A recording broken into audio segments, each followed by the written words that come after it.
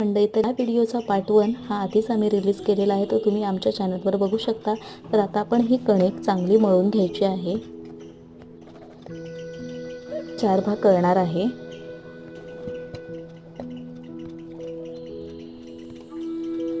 गोल पोळी करून घेणार आहोत। पीठ लावून घेतलेलं आहे। आता याची पोळी करून घेत आहे मी। एकदम पातळ अशी पोळी करून घ्यायची। एकदम पातळ अशी पोळी आहे। पोळ्या करून घेणार आहे। यावर जी ही पेस्ट आपण बनवलेली होती ही लावूया।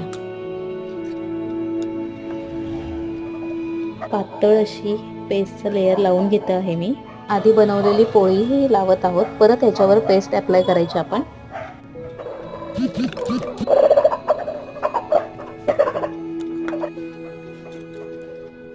आपण फ्रीजमध्ये 5 मिनिटांसाठी ठेवणार आहोत। तर ह्याच्या पुढच्या भागामध्ये मी दाखवणार खारी कशी तयार होईल। ठीक आहे, धन्यवाद।